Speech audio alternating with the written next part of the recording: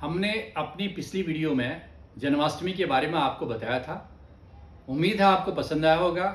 हमारे चैनल को सब्सक्राइब या फॉलो करिए, लाइक करिए, शेयर करिए और हम आपको नई नई चीज़ें देती रहेंगे। हमें उम्मीद है कि हम आपको यूनिक जानकारी देंगे। आज हम प्रेजेंट कर रहे हैं आपके सामने, वो है जन्माष्टमी और वास्तु का संबंध। वास्तु के बारे में दरअसल में ये जो भाद्रपद मास का ये कृष्ण पक्ष है, इसमें दो चीज़ों का जन्म हुआ, एक तो वास्तु का और दूसरा कृष्ण का। वास्तु का जन्म कब हुआ बहुत कम लोगों को पता है। भाद्रपद मास के कृष्ण पक्ष की तृतीया को, जो तिथि आज है जब हम वीडियो बना रहे हैं, और कृष्ण का जन्म कब हुआ अष्टमी को। इसके बारे में कथानक यह है कि भगवान शिव ने महर्षि पाराशर को सबसे पहले इसका ज्ञान दिया।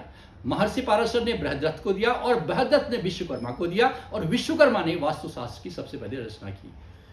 हुआ क्या था, कहते हैं कथानक कि त्रेता युग में एक विशालकाय व्यक्ति ने पूरे पृथ्वी को ढक लिया और सब चारों तरफ जब हाहाकार मचने लगा, सब देवता ब्रह्मा जी के पास गए और सबने मिलकर उसको अधोमुख अपसाइड डाउन उसको पृथ्वी पर लेटा दिया। जिस भी देवता ने जिसका शरीर का जो जो अंग पकड़ा वो उस स्थान पर स्थापित हो गए।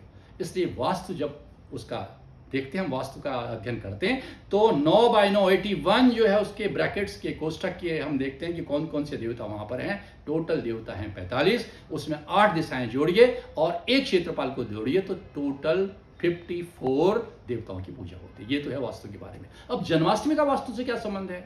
क्योंकि जब भी हम वास्तु की जगह पर जाते हैं तो बहुत सारी बातें होती है। वास्तु में ये दिशा ठीक नहीं है, वो दिशा ठीक नहीं है, भूमि ठीक नहीं है, ये ठीक नहीं है।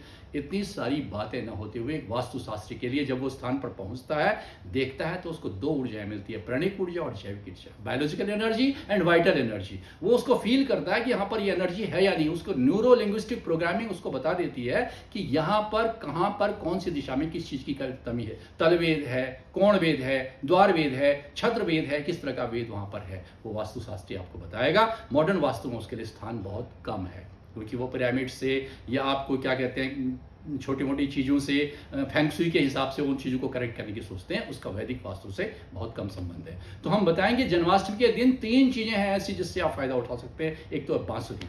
बांसुरी को आप 45 डिग्री में नीचे, उसका जिसको ब्लो करने वाला जो एंड होता है, ब्लोइंग एंड, उसको नीचे रखते हुए अगर 2 बांसुरी को 45 डिग्री पर रखते हैं और प्रवेश द्वार के सामने उसको लगाते हैं, लाल रंग के फीते से बांधते हैं और कहीं पर वहां पर मोर पंख लगाते हैं, तो वास्तु दोष कहीं भी न हो दूर करने का बहुत बड़ा उपाय है। और जन्माष्टमी के दिन उन बांसुरियों को प्रतिष्ठित किया जा सकता है। दूसरा, जहां पर भी आपको घर में दिख रहा है कि वास्तु दोष है, वहां मोर का पंख लगाइए और मिश्री माखन का भोग लगाइए। ये वास्तु दोष दूर करने के लिए जन्माष्टमी पर्व का फायदा उठाइए। बाकी हम अगली वीडियो में आपको बताएंगे।